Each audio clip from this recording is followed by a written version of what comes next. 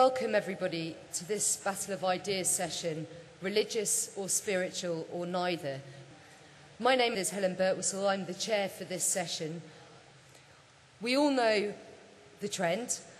Church attendance is falling rapidly, and with it an enthusiasm for formal religious practice.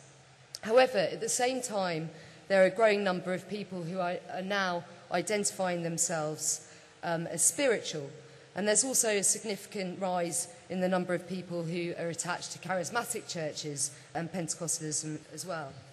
There are also, of course, a good number of people who would describe themselves as staunchly atheist, and that position has, of course, been well represented by Richard Dawkins, A.C. Grayling, and to some extent by the British Humanist Association over recent years as well.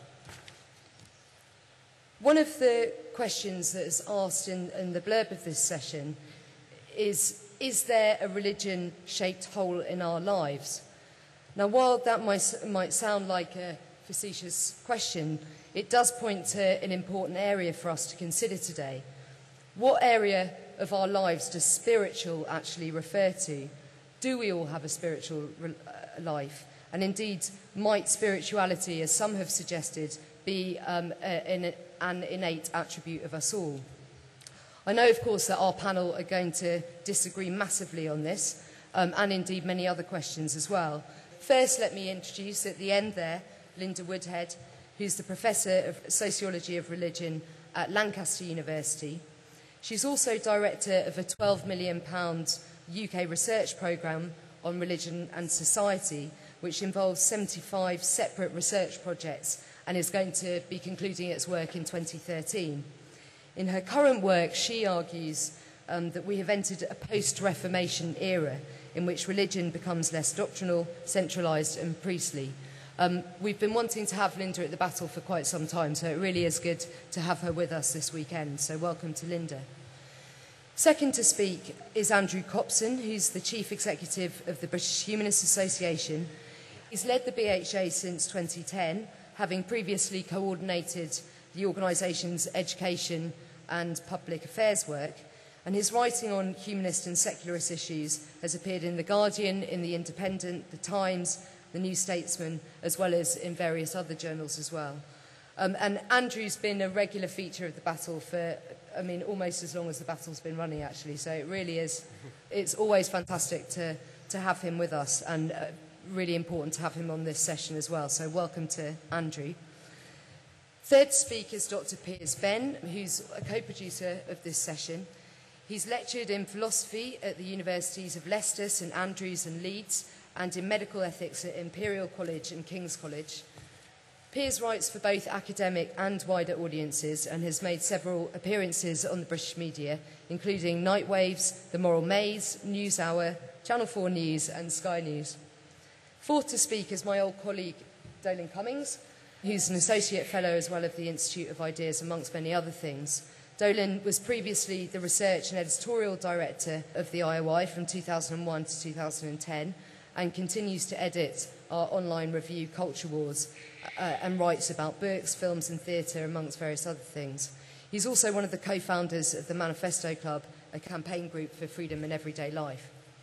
And last but by no means least, our final speaker is Elisabeth Oldfield, who's the director of the public theology think tank Theos, which undertakes research and provides comment on the role of faith in public life.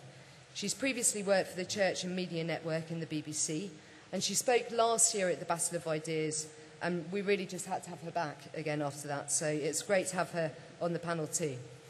Okay, so that's all the introductions done. To kick us off then, Linda, over to you. Thank you very much. Being a sociologist of religion, I'm going to say rather boringly, let's look at the evidence about this question of whether we're religious or spiritual or neither. And in fact, there's been a lot of research on the topic. I myself have done some of that research. In 2000, I was part of a poll that we devised for a BBC programme on the state of religion in Britain. And the numbers we found then were 31% of people called themselves a spiritual person, 31%. 27%, just slightly less, said a religious person. 8% said a convinced atheist, and the rest, and that's quite a sizable rest, were either agnostic, I'm not spiritual, I'm not religious, or I don't know. And that's a very sizable and often neglected group that I'm going to come back to. We also know something about how these identifications have been changing over time. And we know that the number calling themselves religious has been steadily declining over time, whilst the number calling themselves spiritual has been steadily growing. Another category which some surveys use that has been growing is the category of none, not having a religion. That's grown up to as much as 51% today, according to the British Social Attitudes Survey. But what do people mean when they say they're not religious, or they are, or they're spiritual, or what? What do they mean? One thing that people are talking about if they say I'm religious or I'm not religious, I'm spiritual, is about authority. To say you're religious often sounds as if you, in our contemporary language, it sounds as if I'm someone who obeys external authority. Whereas to say I'm spiritual means actually I look to my own judgment about these matters. Another and perhaps more interesting shade of meaning behind religious or spiritual has to do with people's beliefs in, if you like, ultimate reality. You know, what's behind it all. And here we can see a kind of parallel shift in people's beliefs.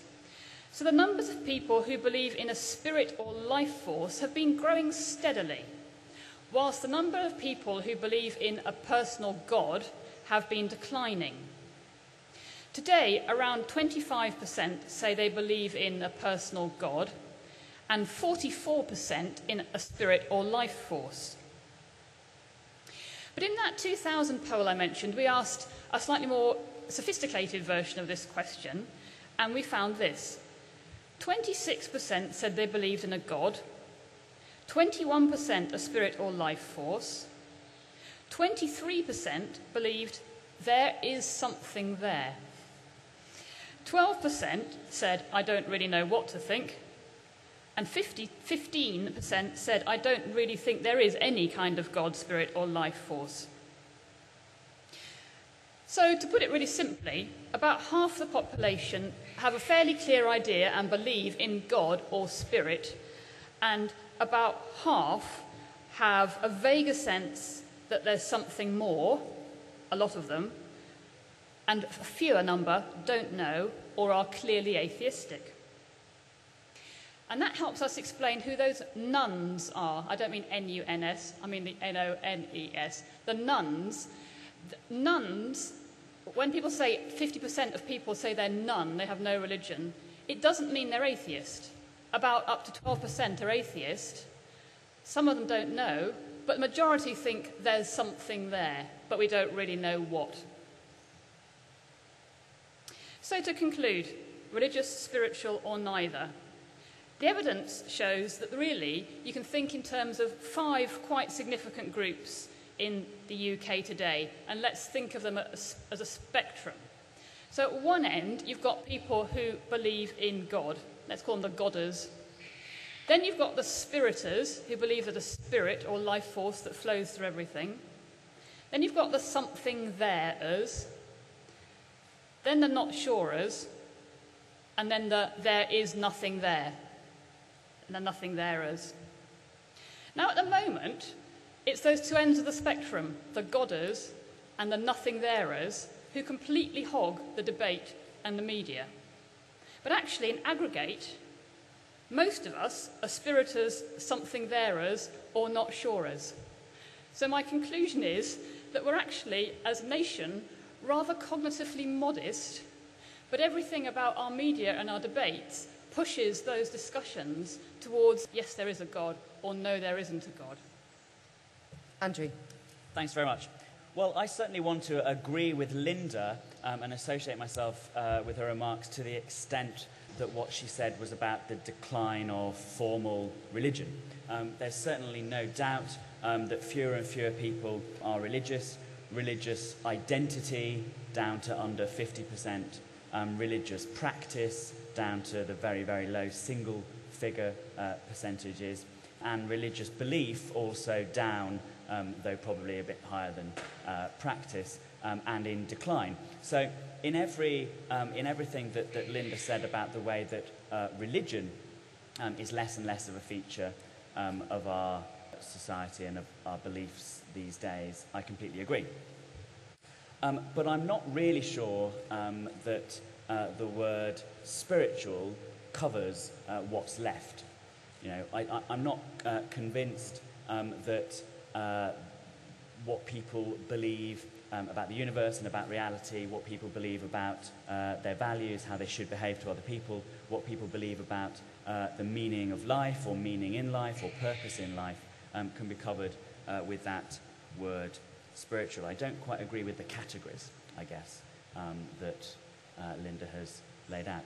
And before I come on to what I want to say, I want to refer just briefly to one thing that Linda said, which is that I have a problem with questions that ask people about whether they believe in a God or a higher force or a power behind it all or a life force, partly because it's difficult to really believe that people who say, yes, I believe in something behind it all, really mean the same thing by that, whether they really are, whether it's really possible at all to identify them as a single category of person. But also, it tells you almost nothing, in fact it tells you nothing at all, about how important that belief is to the person who's reporting it. If you put someone on the spot and say, you know, do you think there's something behind it all? Or do you think there's some sort of force or energy or whatever? They might sort of, you know, in a startled sense go, yes, you know, why not? There must be something behind it all. But that doesn't mean that that belief, if you can call it a belief, has any real impact on the way that they live their lives, on the way they think about other people, on the way they think about the universe.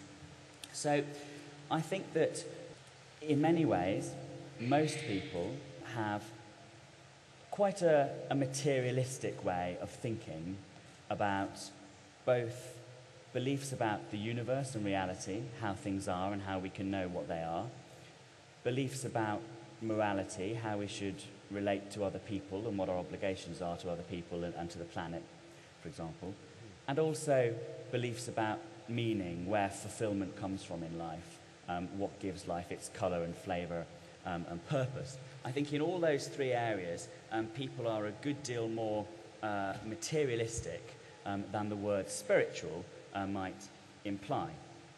And I want to give you a few statistics of my own to try and back that up. If we think for a moment about the question of how you decide what's true in the universe, how you decide whether, you know, something is there or isn't there. If you ask people if they believe in a life force or a spirit or whatever, or if they're spiritual, they may say yes. But if you ask them how they decide what is true and what is not true, you find, given the choice, that 62% of people will choose the statement that scientific evidence provides the best way to understand the universe, and that the other 38% of people, which is still a large number, don't get me wrong, but the other 38, only 38% of people, so a minority of people, will rely on other ways of knowing, religious ways of knowing, or transcendental ways of knowing, or whatever. If you ask people about their morality, how they decide how they should behave to other people, what the right thing to do, what the wrong thing to do, again, people primarily focus on human-centered, here and now-centered, pragmatic, prudential, the person in front of me and my relationship to them type motivations for doing good and avoiding harm, rather than by reference to any sort of transcendental external source for morality. Again, at about 63%, people will say that that's what morality consists of.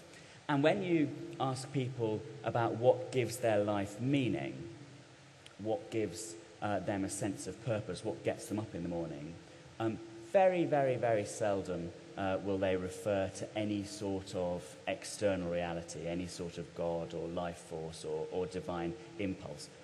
Even people who say that they're religious or spiritual will put God or religious impulses about 10th on the list of 10 if you ask them what's important to them in their lives. Before all that comes family, our relationships with other people, our relationships with our friends, the adoption of goals in our lives, our relationship to the natural world, our sense of being in the universe. So all the ways, I think, in which we attribute meaning to experience as people living right now in Britain are better described not as spiritual, because they really heavily rely on the here and now and the material, and not as religious, but as neither. Piers. I'm concerned in my presentation with the question of whether it can make sense to say that you're spiritual but not religious. What is meant by spirituality? What is meant by religion? Huge topics in themselves, which I shan't try to address in detail, but it's common enough, as we've seen from the previous two speakers, for people to say things like, I'm spiritual but not religious. And it seems to me that very often what they really mean is, I'm spiritual, therefore not religious. And sometimes people even say, I'm not religious, therefore I'm spiritual. So there's some implied contrast between the religious and the spiritual. And that interests me. What exactly is driving this? And what is the emotional impetus, if you like, or even the ideological impetus behind that sort of attitude? Well, it seems to me religion, of course, is a complex subject, needs to say, and I'm not going to attempt a definition of religion. That would be absurd, whether in a 5-minute talk or a 5-year talk. But there seem to be three elements to religions as practiced. There is the believing element, with creeds, however vague they may be. There's the belonging, and there's the doing, the religious life, the life of worship, good works, praxis, if you like. And particularly the believing and the belonging side to this lead to the sense that religion should be something organized. So we have the idea of organized religion, and it's often this that the spiritual but not religious object to. Now, in practice, organized religion is often more like disorganized religion. Somebody close to me was recently ordained in the Church of England as a deacon, but one slight hiccup was that the church had lost her baptism certificate. So, there are all sorts of bureaucracies, all sorts of things go on. And indeed, the bureaucracy of the church is one very important part of the organization or disorganization of it. But organization also has implications of hierarchy, authority, prescribed practices, and, of course, prescribed beliefs. And the spiritual but not religious stance arises from skepticism and often outright hostility to the organized aspect to it. So let's take two aspects of the organization that people object to and see whether any coherent sense can be made of the objection. Do we end up with a woolly-minded, evasive mishmash that gets almost as bad as people believing in something, as you just heard from Linda and Andrew, or can we attach any better sense to it than that? Well, there are two aspects, I think, which come to mind in particular. One is the dogmatic aspect to organized religion, and the other is the authoritarian aspect to organized religion. Both these things are said to result in sterility, corruption, hypocrisy, the abuse of power, insider mentality. So sterility, we can all think of sort of farces about Father Eustace trying to make Father Gavin look silly by putting the altar cloth at the wrong length or something like that. The silly little rituals like this, fastidiousness. Then there's corruption. We don't need any, it's quite obvious what corrupt scandals have hit the church recently. The Vatican bank scandals in the late 1970s, which are said to have somehow involved the death of Pope John Paul I. And of course, more obviously, the sexual abuse scandals by priests of children in the Catholic Church. There's that.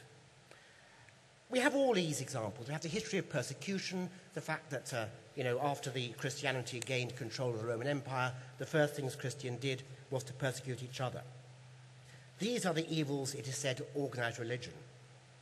To do with dogmas. It's said that faith is what you die for, doctrine's what you kill for.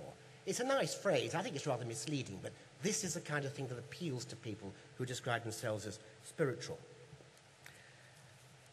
Now, what should we say about the rejection of dogma? Okay, well, sometimes we might reject creeds and authorities altogether because they're said to be against the real spirit of religion. So in that spirit, people say, well, of course, look at Jesus. He fell out with the authorities of his time, And according to Gezer Vermesh, the great leading biblical scholar, he would have been very surprised to find out that he was the second person of the Trinity. We have all these sorts of ideas pushing around. But then again, the problem is the emotional impetus behind the rejection of dogma is, to some extent, a kind of relativism, a sort of semi-education, a naive individualism that says, who's the church to tell us what's true? Who are the hierarchies to tell us?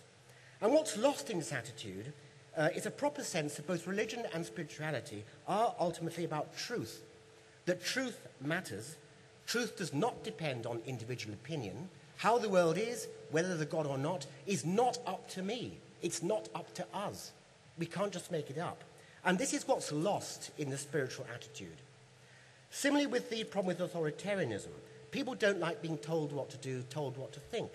And of course there are huge problems with the transmission of authority, with conflict between creeds, with religious wars, all these things. But what is often lost in this attitude is the idea that in religious traditions there are the resources for rational thinking about religion. We can't just do without it. We know that authorities that declare themselves infallible are often no such thing, but there's a case for saying, nonetheless, that you shouldn't take anything seriously unless it does declare its own infallibility. That's a radical view to take, but it's one that deserves some sort of attention. We can't just do without it. Well, I'm agnostic, I don't know, but nonetheless, there are facts about our condition. We die, we love. We ask questions, what's worth loving, what's worth doing? These are spiritual questions, and these are the questions that can be asked outside the religious framework. I wanted to take as an example environmentalism. Now, often when people say environmentalism is like a religion, they mean to slag off environmentalism by saying it's irrational, it's not really science-based, and so on. And that's not my point here. On one hand, there's a sense of being part of nature, the more spiritual side, a feeling of being connected, an affinity with the natural world. That's something that we can all feel, whether we subscribe to environmentalism as an idea. But then there is the more religious aspect, if you like. There are certain things that you have to do if you're going to be an environmentalist, that the belief should lead to certain actions. And take something like recycling, that if you're a good environmentalist, you're a good member of the natural community, then you should recycle. But I think it's slightly more complicated than seeing it in terms of a practical thing, because it strikes me there's a similarity or a comparison to be made between something like recycling and the Christian Eucharist, because there's different ways of understanding it. So for Catholics, when people take communion, the wine becomes the blood of Christ, literally. For Protestants, it's symbolic of that relationship. So it doesn't matter that it's not actually happening, but it plays a religious role because of the symbolism there. And actually, I think you could do the same thing with recycling. I'm not sure if this is a position anyone takes, but I don't think you literally have to believe that recycling is going to save the world, or even to have an effect, to think it might be a good thing to do. But perhaps symbolically, the fact that we take care not to waste things reminds us of our relationship with nature. It's a responsible way to live, and there's something which is religious about that. Again, I don't necessarily mean that in a bad way. Maybe it's a good thing to have that kind of connection. So that's not a position I'm endorsing, recycling as religion, but I think it's a tenable one, and one I think that we could take seriously in looking at other religious practices. But there would always be, proper environmentalists would say, well, that's not the point. The point is to stop destroying the planet. The point is to make an effect. And it would once emphasize that how you feel about yourself isn't the important thing. So there's always going to be an argument about cultural practices, about what's really important. And there's a really interesting example of that in Christianity, which is to do with the practice of speaking in tongues, which was very important in the early church. This is where people are seized by some kind of spirit and start talking in gibberish, which may or may not mean something. There was always arguments about what it actually meant, whether it was God, whether it was something else. But it was something that was practiced quite widely in the early church. But the Apostle Paul was quite ambivalent about it. And there's a very interesting thing that he wrote in letter to the Corinthians. 1 Corinthians 14, if anyone's curious to look it up, where he talks about, yes, speaking in tongues is good. It's part of our church, and people seem to enjoy it. The Corinthians were very keen on speaking in tongues.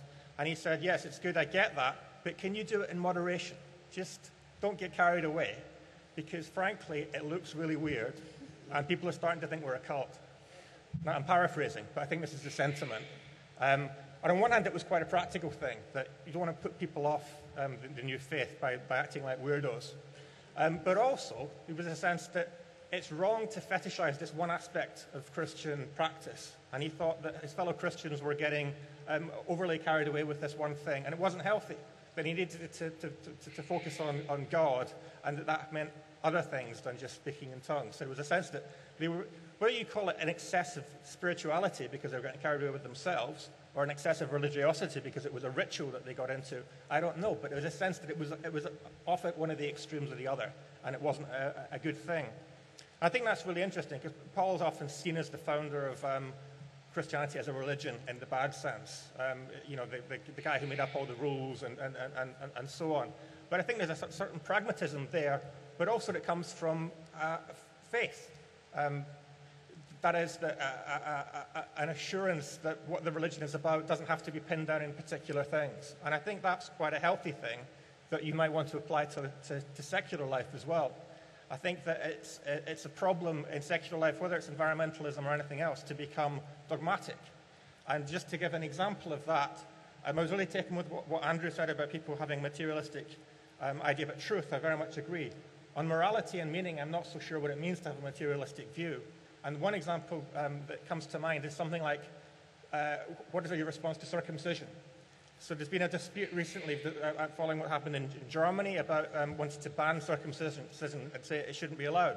Now, it seems to me that any human-centered morality based on the here and now would think, well, here's a practice that's been going on for centuries. Millions of loving parents do it to their children and feel that it's good for them. So why get upset about it? Why interfere?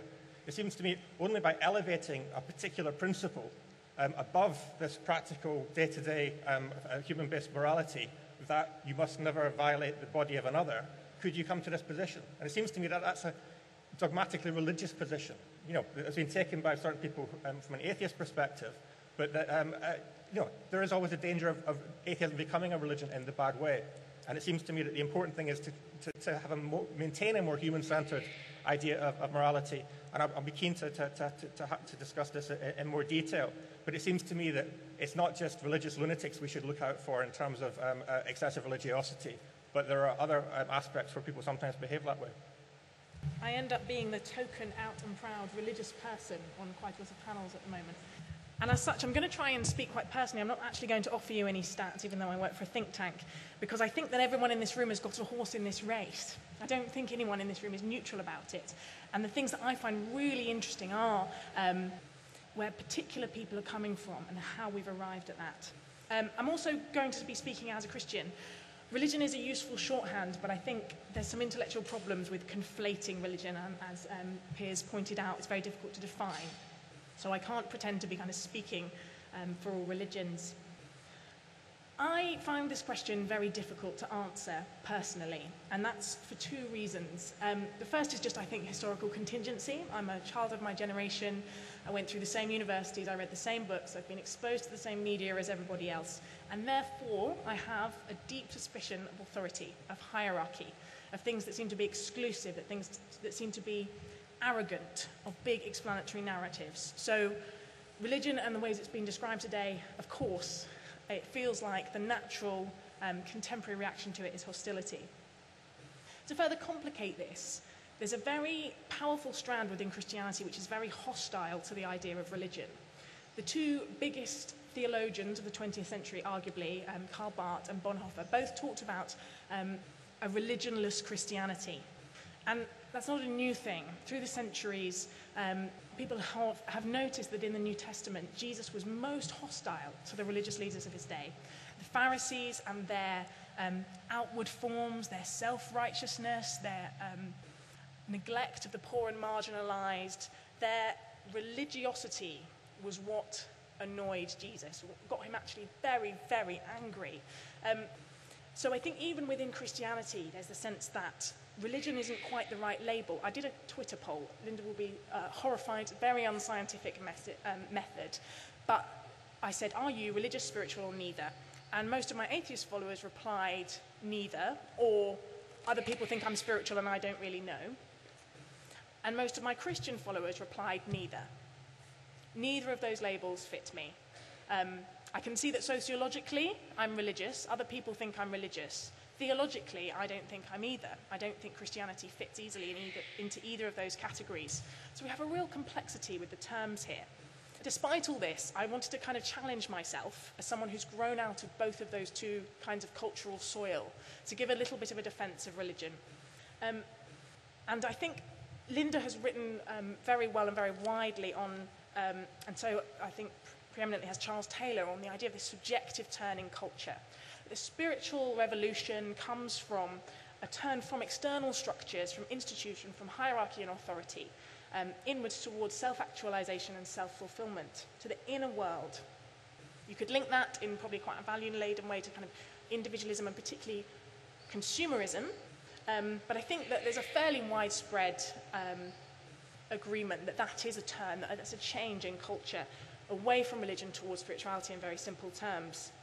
And I think actually, and this might sound very heretical to this audience, religion can be a hugely powerful balancing to that because it dethrones the self. It points us outwards from ourselves to God and to others through worship, through community involvement, through practices that are bigger than ourselves. It puts me, as I experience it, in my place in the best possible way. It curbs my narcissism, and it insists that there is a givenness about the world and a givenness about other people, which I cannot ignore. Christianity and other religions define personhood according to our relationships. They don't actually buy into the Enlightenment idea of the human person as an atomized, discrete, moral actor, completely independent in the final account from others. It says human persons are fundamentally interdependent and relational. Rowan Williams gave the Theos annual lecture a few weeks ago, fleshing this out wonderfully if you're interested. So what religion does at its best is it insists on the dignity and the fallibility of the self. It says you only find your true self in God and in others. It doesn't flatten or deny individualities, but it says personhood flourishes best in committed covenant communities with people who aren't just going to reflect you back at yourself. Marriage is quite a good, I think, picture for this. You do actually give up a bit of your autonomy. You do give up a bit of your individualism, but you get something so much better. You get intimacy, and I think, perversely almost, freedom. So I think psychologically, that's less oppressive than the kind of spiritualities that either deny the self, that say you don't even really exist, your desires don't exist, distance yourself, corrode yourself. All the kind of spiritualities, which are probably more common, I think, in this country, which say, turn inwards, almost deify the self. You are central. If you can fulfill yourself, if you can actualize yourself, then that is true freedom. I think actually both of those are just quite bad for us. So finally, religions have had centuries of embedding human beings in communities, of saying, you matter, but you're not ultimate. Come and learn from our shared history, from this repository of wisdom, from these symbols and these stories, and add your symbols and your stories to them. Experience God for yourself, but do it with us. I think you can be part of a religion without checking in your brain at the door, without giving up on the self or submitting to oppressive, hierarchical, authoritative structures. But there is a little bit of submission required. It's very countercultural. There is a little bit of saying, yes, I have need, I have weakness, I am not all that matters. And I think where we are now in this society, that's a wonderful, beautiful, healthy thing. If there is anything that anyone particularly wants to respond to that another has said, then do just jump in. But just to kick things off, I mean, I found what Elisabeth had to say about religion's importance being about the dethroning of the self and about moving away from narcissism. And the thing that I've really struggled in just thinking about this session is thinking about where does spirituality fit into that? Because in many ways the charge against spirituality as defined against religion seems to be about it being narcissistic, I suppose. So where does spirituality fit into that dethroning of the self that you spoke about, Elisabeth? Anybody? I've spent a lot of time talking to people who say they're spiritual, and I absolutely think this charge of narcissism is completely off the mark. I think that people who are actively involved in a spiritual quest these days are thinking about, rather as Elisabeth put it, where's the centre of things? And they're saying it's partly in my friends, it's partly in sacred places, it's partly in the whole planet. We have to rethink what's really sacred. And there's a whole new opening up and exploration of what really counts in life going on. And it's much more sincere and interesting and innovative than saying these are all a load of narcissistic, it's usually women actually, there's a very sexist element to that critique, women sort of navel gazing and going to yoga classes. I think that's just not how it is. So my statistics were also meant to be saying there's actually a majority of people in this country who are morally serious, who are thinking seriously about life and how things are, and as many of my fellow sociologists do, to call them confused, muddled and fuzzy because they don't fit neatly into our statistical categories is an unfortunate insult for a much more sincere, kind of historical change that's going on, I think. Andrew? I think I probably agree with a large part of that, and I think I'd go further as well in responding to what Elisabeth just said, which is that I think that actually a lot of what replaces religious ways of thinking for people today, a lot of what Linda would call spiritual, I wouldn't call spiritual, is actually relational in its nature. It's about thinking about our connectedness with other people, about thinking about our connectedness with the natural environment that we find ourselves in. Yes, also about thinking about our connectedness with our own selves and the narratives that we make in our head that, allow us to give meaning to the experiences that we're having, but also it's a very outward-looking, quite often, way of thinking. So I think that although Elisabeth obviously wants to sort of reclaim for religion that spirit of promoting relatedness and thinking about yourself as connected to other things, I think it's actually far more typical of a non-religious or post-religious way of thinking, because I think that you can't get away from the fact, I think, that most religions do make exclusive claims. They do make exclusive claims about what is true and what is not true, and that's why they lead to often in-groups and out-groups, and why they're very successful and strong in building communities quite often. But I think it does deny the sort of more connected thinking and relational thinking that non-religious approaches make more likely. So I don't disagree, obviously, with Elisabeth that she finds that in her Christianity, but I do disagree with the idea that somehow it's from religion that it will mostly come. I think the opposite is true. Okay, Piers? Yes, briefly, I actually agree with quite a lot of what Elisabeth said, even though she's a Christian and I'm not. I mean, Christianity makes specific claims. I mean, there is a God. Jesus rose from the dead. These are astonishing claims. I don't mean that in a skeptical way. I mean, I don't mean they're improbable per se. I just mean they're astonishing. There are aspects of reality that Christians have to take on board, and I have not really got to the point of being able to.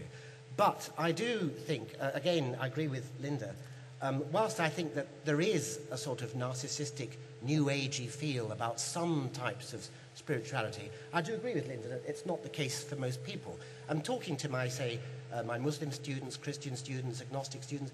Very often they say very much the same sorts of things about the meaning of life, about neighborliness, about value, about submission, about God. Okay, Muslims don't believe in the resurrection, and Christians do, and you can have lots of religious wars about that in different times. But in a way, in a secular age, these differences tend to be swept aside and forgotten or fudged away, and people agree on spiritual things. As to the philosophical side, just briefly, I think that this may not be quite the spiritual, but it is, if you like, the metaphysical. Thinking about what we human beings are in the order of things, the fact that we are the only known creatures who are able to be self-reflective, to use the word I and the word we, to think of ourselves as having arisen from a certain mysterious condition, that we're going to die. These, in themselves, impose burdens of inquiry and burdens of how to live upon us. We can ignore them, but we can't really do without them. And one way to put this is a realization that we did not create ourselves, as the psalmist said. That is the religious impulse. We did not make ourselves. We must live in the light of that fact.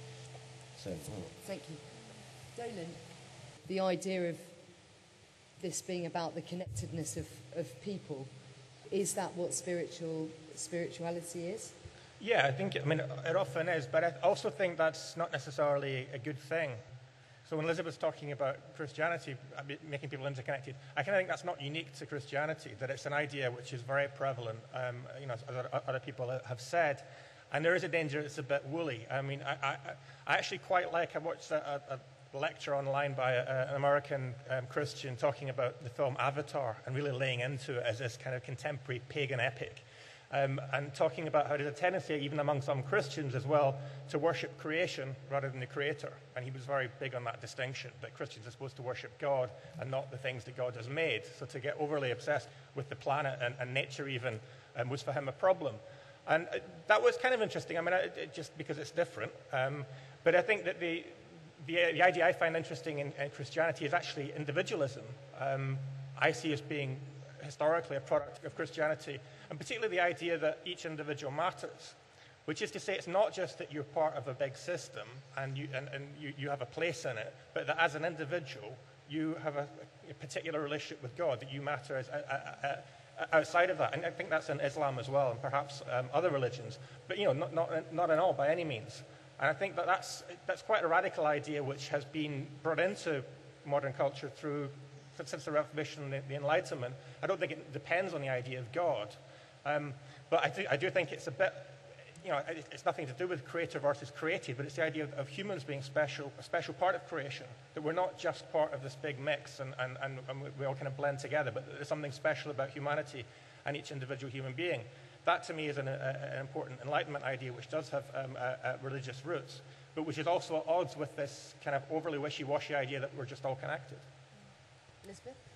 I think we're going to keep coming up against this in this discussion, isn't it, of how laden all these terms are. And certainly I very much hear Andrew and Linda. I think that there's a symbiotic relationship between spirituality and religion, and contemporary forms of religion have taken huge amounts, practices that would more easily be labelled spiritual and vice versa. I certainly didn't mean to fall into that trap, I think, of categorising spirituality as somehow woolly or less morally serious.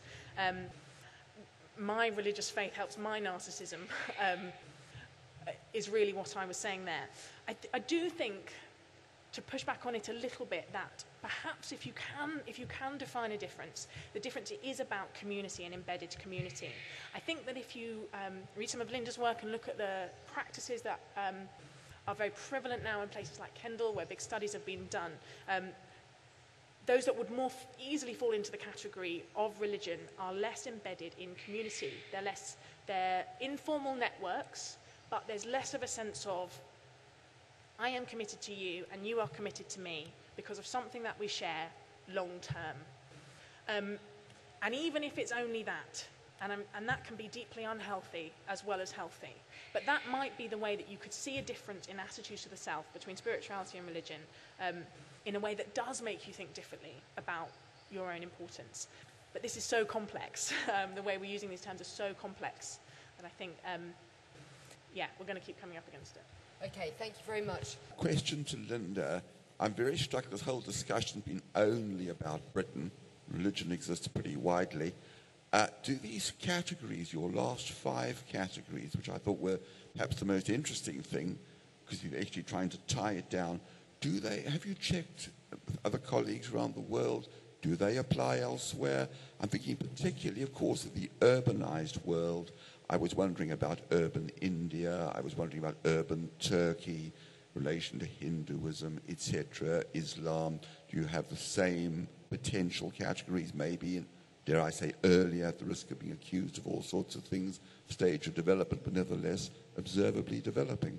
Okay. Thank you. One thing that really interests me in this debate are the very early romantics, because they seem to be emphasising the human, but they're doing it in this really religious language, and people like William Blake are making the human being into God, or God into the human being, whatever you want, but which is now seen as a critique of the Enlightenment and is seen as all that anti-hierarchy and anti-dogma stuff, when really, to me, it seems to be a critique of religious thinking, of people having these religious ideas and then using that to squash human freedom.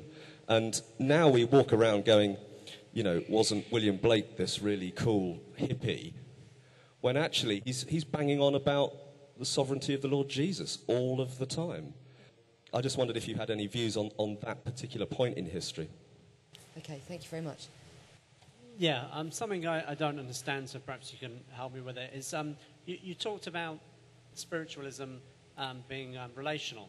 And as far as I can see, or from people I know who perhaps reject religion, including my father-in-law, my stepfather, who's an interfaith minister. And as far as I can tell, that sort of means he doesn't believe in any religion. But people like him seem to reject the idea of any morality being imposed from outside. That any morality, one person's morality is better than another person's morality. So they do seem to retreat into relativism and look for any sense of morality coming from the self, which obviously then perhaps isn't morality. But so what I don't understand is if that's the case, then how can spiritualism be relational? How can it be about making connections with other people? Okay, thank you.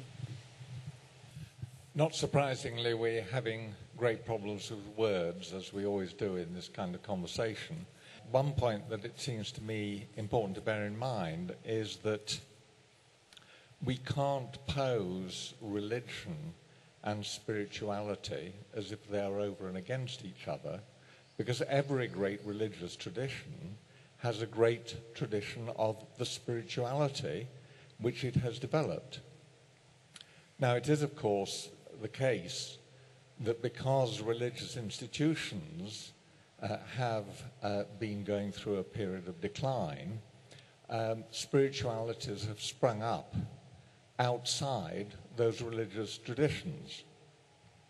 So for me, the distinction would be between someone who is religious, which includes being spiritual, and somebody who does not want to say that they are religious, but does want to say that they're spiritual. And it seems to me that what the claim is that is being made there is indeed a riposte to a materialist reductionism, and saying we aren't simply lumps of meat which give off electrical impulses. And in that context, I'd like to ask Andrew, in what sense is morality based on a materialist position? Okay, well, I'm going to deal with that question at the end, and also with the one at the same time about the spiritual and relational nature of morality and so on. I mean, I think it's quite right that part of this is a problem with terms, right? So I don't like the word spiritual because it seems to me to reflect too much a sense of some sort of external reality, some invisible other layer to things that one can reach through non-traditional means of, somehow transcendental or separate, right? That's why I don't like the word spiritual. However, there are definitions of the word spiritual that go something like spirituality is about our inner life, the way we attribute meaning to experience, the relationships that we have to the external world and our fellow creatures, okay? And those definitions of spirituality, obviously, a lot of what I'm talking about would be covered by that word. So there are definitional problems, I can see that. My use of the word materialist is part of that same definitional problem, because I'm trying to find a word that will convey the substance of spiritual in the definition I just gave without using the word spiritual, which to me is tainted by the associations with sort of external, non-human, spiritual sort of actors. And this is a problem with the word spiritual. If you Google the word spiritual, you've got everything from crystals and whale song to the mass, right? I mean, it's a whole range of different things. So I think that when I was using the word materialistic to apply to things like morals and meaning, I mean, rooted in the here and now, rooted in this reality, the one that we're experiencing, right? Human beings as material things, not connected to anything transcendent, making our decisions based on sort of the reality that we're experiencing. That's what I was sort of grasping for when I talked about morality. And then, as a last point, to develop that idea of morality in response to your question, I don't think that morality needs an external arbiter or standard in order to have a firm basis and be shared, right? So I don't think that we have to refer to some external source for objectivity and morality. I think we can look around us, observe that shared human needs do exist, that we have a lot more in common in our desires and wants for how we want to be treated than we have different from each other, and that provides a natural and materialistic basis for guiding and moulding our moral behaviour to each other. So that's where I would root morality. I would root morality in the human being in the here and now, rather than in any external tablet of stone.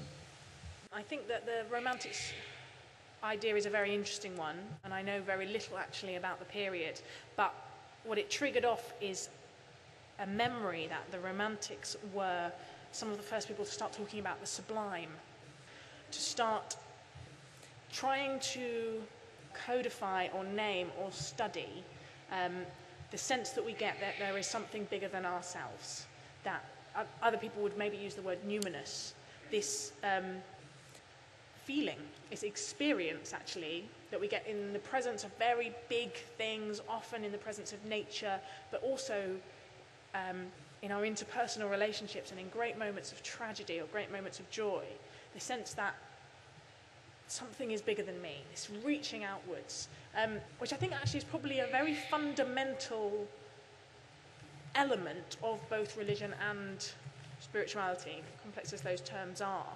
And when people say neither, I'm interested, and some days I say neither, I'm interested in where that fits, where the numinous and the sublime fits. And I'd be really interested to hear Andrew's response on that, because I think it's probably related to his last answer. And yeah. Yeah, I think the language question is interesting. In a sense, it's unavoidable. And one of the reasons that I think we continue to have this type of discussion is that secular culture hasn't completely usurped religious language. We don't have a word for everything. The very word spirit, in fact, soul.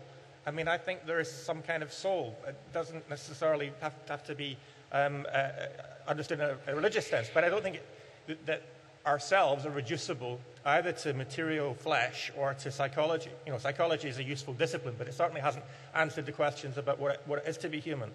So that's not to say that we will always have to use religious language, but I do think it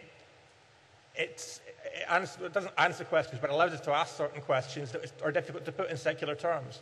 Even something like sin, I think the religious idea of sin is much deeper than just being unethical. It's much more problematic. It's much more to do with human nature. And I think I recognize something to do with it without necessarily embracing religious ideas entirely. So it's kind of the default language that we fall back on. And I think it's important that as atheism can't possibly be a default position, it's culturally embedded. And so the language does linger. Just one other thing I wanted to pick up on was this question of outside of the UK. I've done some work with the debating maths competition in India. First of all, I have to say that Indian religion is a complete mystery to me. It's a million different variations of Hinduism and so on. But one thing that's interesting historically there is that the Hindu system was very much bound up with the caste system and social hierarchy. And this is the sense of being connected to others in a bad way, that you have a place in society and you in a sense, don't matter. And for that reason, people at the lower end of Hinduism have often been attracted to Islam or Christianity or more laterally Buddhism, because they think, well, I'm not in for this Hinduism if I'm going to be at the bottom of the pile. Even quite recently, whole villages of Dalits have converted to Islam because it seems to appeal to the idea of that they matter as individuals. You know, whereas Gandhi famously described the untouchables as the children of God, but really didn't want to do much about it. And so there's a sense that spiritualism can cover a multitude of sins, especially if it's this idea of just an interconnected system, and never mind, you might do better next time, these kinds of ideas. But the problem, you know, in India, secular modernity was the big idea with independence, but it doesn't answer all the questions, and so religion hasn't gone away. Piers and then Linda, and then we'll go back out. Partly some new points, partly just those from those arising. It strikes me as significant that this debate's been called religion or spirituality. And I want to suggest that in spite of the misuses of the term spirituality by people who do go in for narcissistic or new agey ideas, there is such a role. In other words, we could be made of physically investigatable stuff. You know, we are our brains. That's a possible, I mean, I don't know whether it's true or not. It's a possibility. But we have certain unique properties. We can think about who we are, how we should live, our mortality, how we relate to other people. We can have thoughts about our need for humility, community, and morality. Just to pick up on the point about morality, I don't think either religion or morality or spirituality can be identified with each other. In fact, even within religion, that's the case. You could say that Jesus accepts morality as being given by the Mosaic law, but then goes beyond it. You know, what he introduces is something super moral. But anyway, I think the point is we can make room for a suitably rational spirituality, which is focused on the concern for truth and its importance, which I said in my talk originally is lacking in some forms of New Agey type spirituality, whilst accepting that at the level of what there is, naturalism might be the truth. Linda. Thank you very much for the first question, which I think is an excellent one to move us just off the British stage. There are similar figures for the USA and Europe, and they just show slight variations. But it's a really good question because it makes us remember that these terms they're very specific to a Christian context, very specific. So I think we get our meaning of religion, we think of something monotheistic from where we are. And spirituality, actually, historically, is a term that's used by people who say, I want to dissociate myself from the Christian churches. So they are absolutely historically and geographically rooted terms, and that's the debate we're having about us here. Could you use these terms and do a similar survey in other parts of the world? Not really. But sort of, well, yes and no, and let me explain why. I think the narrowness of our thinking about religion is often because we assume that monotheism is real religion. And actually, monotheism is one very particular type of religion. You can make a very good argument that the most common form of religion, historically, and perhaps even today, is, polytheism is a terrible word because it derives from monotheism, but a kind of religion in which people believe in many, many, many manifestations of the sacred, in which the divine takes many forms, in which people feel there are many windows onto the sacred. Human beings, living enlightened beings, can be direct manifestations of the sacred. Certain places in the natural world are. There are many gods and goddesses. This is very common. I did my original research in India, and this is very much the case there. Now, nevertheless, in the contemporary world, there's a very interesting kind of struggle going on worldwide between the great crusading monotheisms of Islam and Christianity in particular, which are the world's largest monotheisms, and a defense and recovery of indigenous traditions which aren't monotheistic. And you're seeing in some places like India and Africa and Latin America more defense now of the indigenous traditions of African spirit healing or of whatever it might be. So there's a very interesting, you might, coming back to your question, you might be able to translate those sorts of developments into religious, spiritual, or neither, but they're going to mean something rather interestingly different if you do. And finally, on Blake, it's nice to have a mention of Blake. I love William Blake. But what Blake reminds us is that all religions, all the great religions and the great monotheisms as well, actually are very internally diverse. And actually the great monotheisms, when you look at them, are often very pluralistic and polytheistic. Look at Catholicism. It's got all sorts of gods and goddesses in reality. What Blake did is to make an internal critique of a priestly kind of Christianity from within Christianity using Christian terms. I wrote, this isn't meant to be a plug, but I wrote a little book called A Very Short Introduction to Christianity, and what I say in that book is there are three religions called Christianity, and they're very, very different. And one is priestly and church-based, one is Bible-based and more Protestant, and one is mystical. And Blake is a defender of the mystical version of Christianity against the church type of Christianity. So, again, we oversimplify the great religions and think they've all got one clear kind of set of beliefs and packages. They haven't. They're hugely rich and internally diverse, and there's constant change going on within them as well. Okay, thank you. question I have relates to church attendances, which is something that I've looked at in a marketing context, where the numbers attending on a regular basis have declined rapidly with the Catholic Church and the Church of England, much more rapidly with the Church of England, and there's now about 5% each of those members attending, roughly about 1 million. Now, in the USA, I understand that up to 40% of some areas of the population attend church. I have a theory about why that is, but I would defer, obviously, to the panel, assuming that that is true, and Linda would know it is broadly true, I believe. Why is that? Talking about essentially Christian religions or versions of Christian religions over there. Okay, thanks. I'm reminded of the passage in the New Testament when Jesus said they thought he was a spirit. On this question of definition, we've had several contrasts: religion and spiritual, religion and scientific, and material and spiritual. And of course, these are all embedded in a modernist way of thinking. I'm intrigued, perhaps between Piers and Andrew, on this question of truth. Do you think truth is material? Things like logic, mathematics, truth relations, are they material things? And if not, isn't that precisely the kind of consideration to say, if material is rational, if material can be true, well, we need to talk about spirit, Comte, Hegel, etc., or spirit coming to realize itself. Yeah, what is truth? Thank you very much. Would the panel say that religion is good for communities and society overall? And if so, should it be encouraged? I'm just wondering to what extent spirituality and religion are satisfying a human need, that they have a common basis. In other words, that we all feel a need to express gratitude, to pray and worship, to celebrate.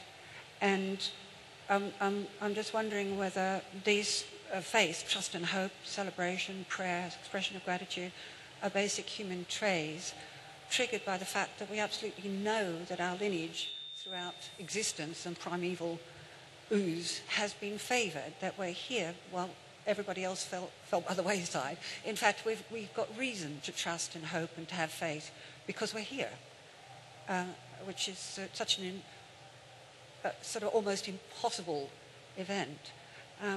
And also the interconnectedness, although we don't know the greater whole to which we belong, but which is the basis of altruism, cooperation, and sacrifice and service, that it is again basic human trait. Yeah.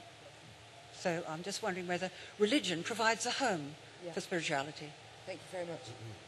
I would suggest the thing that we all have in common is subconscious terror associated with death. We have to manage that fear. And interestingly, the decline of organized religion has mirrored a rise in life expectancy. That's true all over the world. Where death rates are highest, religion finds the most fertile ground, and where the fear of death is greatest, the highest murder rates, again you find the highest levels of religiosity. And so if there is a hole that's in the human heart, as per the topic, is it not in some sense to do with managing the subconscious terror associated with mortality? Okay, thank you very much.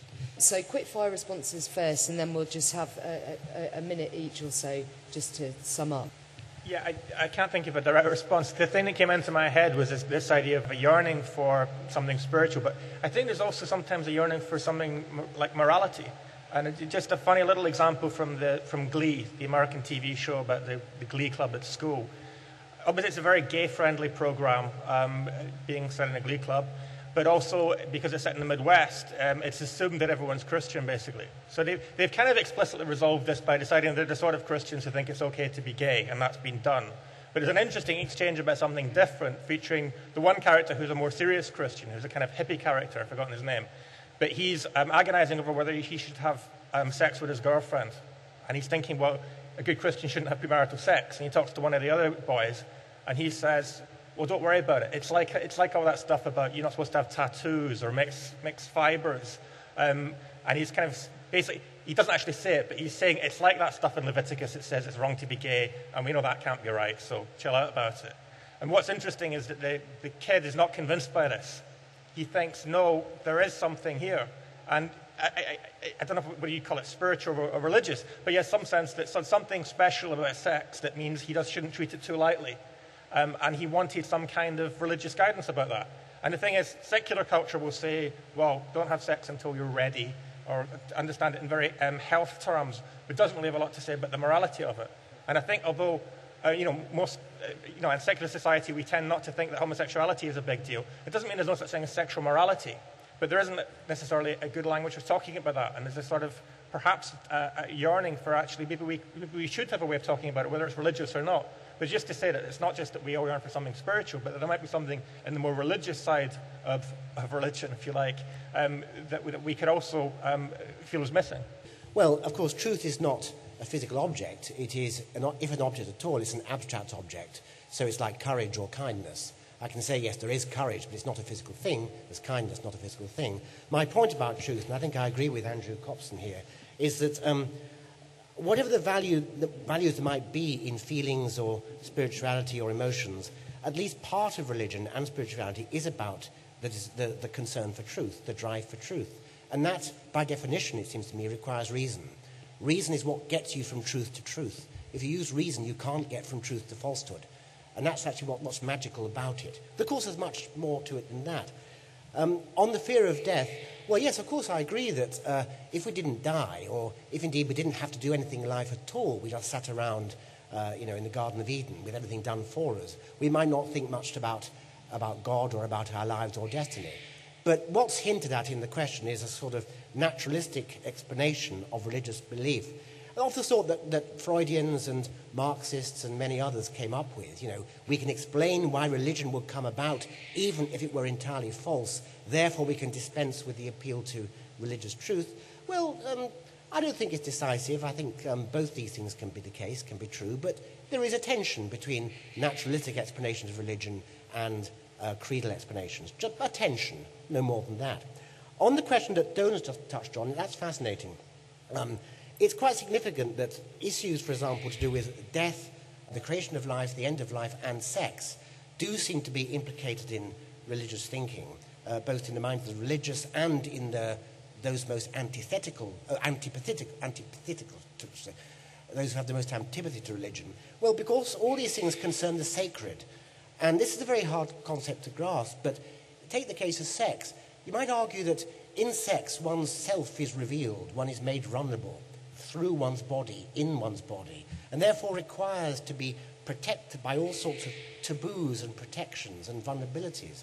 And this sort of thought gets given secular expression, for example, in campaigns against the commodification or the depersonalization of the human body.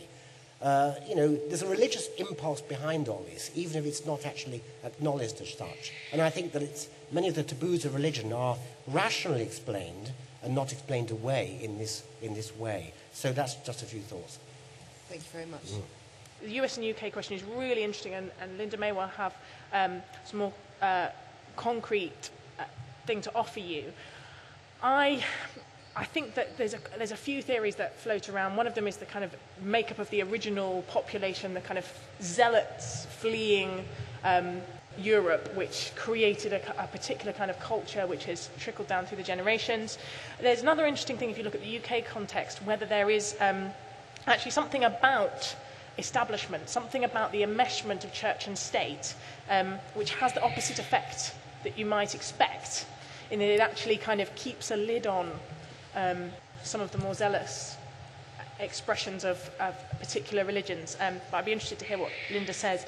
I think the fear of death one is clearly central to lots of this, but I don't think it's sole, in that the religious or spiritual instinct comes from a bigger set of questions about meaning, about why am I here, what is a good life, where have I come from and where am I going?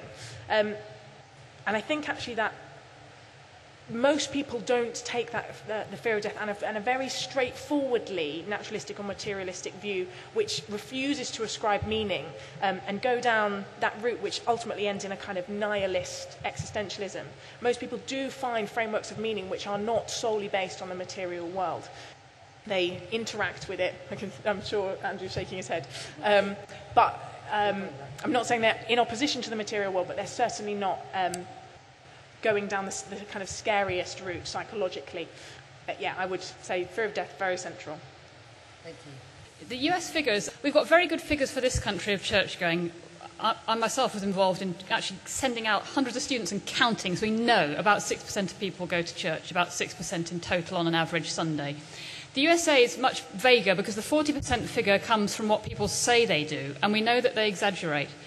But somebody came up with a great way of counting how many Americans go to church. If you stop and think for a bit, you can probably work out. All Americans go to church by car, because there's no public transport. So just count the number of cars in the parking lot outside the church and work out what's the average number in a car, and you can get very accurate figures. So actually, it's nearer to sort of 20%. But that's over the nation as a whole. You're right, in some areas, it's higher than that in the States. Whatever, it's more than double what it is here. So why? There are a number of explanations. I think there are several reasons. One is, historically, in the USA, the churches are identified with freedom and democracy against the oppressive force of colonial British power, whereas in a country like France, the churches were identified with tyranny against the forces of democracy and freedom. So the churches are very positively viewed. Being Christian is very much bound up with national identity and what it is to be an American and a good American, and the opposition to communism, of course, in the Cold War period. And some people also make the argument that the lack of a very strong welfare system in the USA is an important factor as well in making religion absolutely crucial to people's day-to-day existence. And I'll end with the huge question of is religion a force for good? Let me answer it like this. As a sociologist, I think that religion it's the most important place where people conduct social experiments, where people are able to think about and actually embody whole different ways of living and relating to one another. My colleague Kim Knott spent a lot of her life studying the Hare Krishnas, and she says, I'm not a Hare Krishna, I never could be, but they were trying to live a life as if love is the only thing that matters. And I'm really glad that there's somewhere in the world that there's some groups who are actually trying to do that kind of absurd and impossible thing, but that makes the world a better place. Of course, some social experiments are not particularly good ones. Not all forms of religion are good. But I can't imagine that we could be human without having religion and that kind of incubation of cultural and social experiment and change. Thanks. Andrew. On the fear point, I'm not sure if I entirely agree with you that all religions do have their original source in fear, but it's an entirely respectable point. It was, to quote a good humanist as we come towards the end, it was Bertrand Russell's main explanation, religion, since it has its source in terror, was his quote. And he said, it's made it, religions have not just got their origin in fear, but to some extent they've encouraged fear, and they've made fear seem not shameful, he said, because, whereas it should be. The right advice faced with death is be brave, and do what you can to make the life that you have better, in knowledge that it is going to come to an end. Let me see if I can remember his full quote. He said, when I die, I shall rot, and nothing of my ego will survive.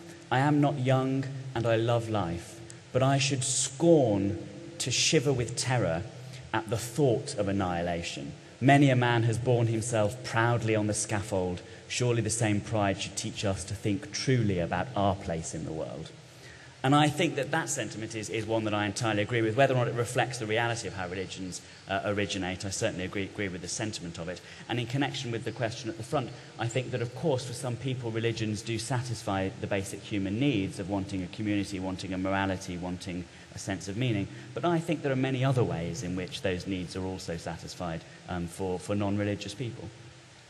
Thank you. I'd like to thank PwC for supporting this strand, and of course the BHA. It really has been a privilege to partner with them on this session. So let's finish off just in this final kind of 4 or 5 minutes, just a sentence from each of the panellists. So Dolan, if I could start with you. I think that religious, spiritual, and neither, the best answer is neither, but it's very difficult to be neither. I think we all have a tendency sometimes to religiosity. It's not easy to live your own life completely freely. You can't wake up every morning and decide what it's all about, and decide what's moral. So you're always going to defer to authority to some extent. And I think we should be aware, even if it's not a religious authority, there's always something that we're going with, and that's not necessarily a problem. At the same time, we all have a more individualistic side, which again, we don't want to yield to completely. So I would say that you just emphasize that neither is difficult. I think that those tendencies towards religiosity, those tendencies towards more self-obsessed subjectivity are there not just in religion but elsewhere. Thank you. Linda. Okay, I'll leave you with one lovely little statistic. 70% of people in this country believe in a soul, and the number is still growing. And I think that actually is a bit of a problem for Andrew. Thank you. Doesn't bother me. Piers? I didn't want to take a utopian view of truth or reason, contrary to what Elisabeth was suggesting. In praising reason, in stressing its importance, I merely stressed that among many other human faculties, it is one which gets us from truth to truth. There are plenty of other things that are important in our thinking and our feeling. That religion is partly about truth, that we have a duty to seek it up to some extent. We must recognize it's difficult. We must search, even pray and ask and be humble, as was suggested. We should recognize the narcissism we all have in ourselves, and I certainly have an enormous amount of it, and we should just accept it, as was rather movingly put in a very interesting new book by Francis Spufford called Why Christianity Makes Surprising Emotional Sense. He calls original sin basically the capacity to fuck things up. And that's a very good way of putting it. I think that if we realize we've all got that, whether we're Christians or Muslims or nothing at all, realize you've got it and learn to live with this miserable fact. Thanks, Piers. Elisabeth. The most interesting tweet I got in response to my question was from a Christian, and they said, I am sociologically religious, experientially spiritual, and theologically neither. I think all of us are both religious and spiritual and neither, and none of the above. So it's ridiculously compelling as a question, and actually I think working out these things for ourselves is the most important and interesting question of every human life. Thank you very much. Andrew. I don't believe in any reality beyond this one. I think this natural universe is what there is. I do have a sense of values and my obligations to other human beings, but they're rooted in those other human beings in the here and now. And I have a sense of meaning in my life, and I feel sometimes, my soul, in a metaphorical sense, reaching out not just to other people, but to beautiful scenes in nature, in moments of the sublime, as Elisabeth was saying. But I totally reject any sense that that has anything non-material about it, anything non-human about it. I don't think that that way that I live, rooted in the here and now and in place and in time, is religious. I don't think it can fairly be described as spiritual, but I do think it is quite widespread a view and increasingly common, so I think that it is best to describe it as neither, though I wish there were a better word. Thank you very much.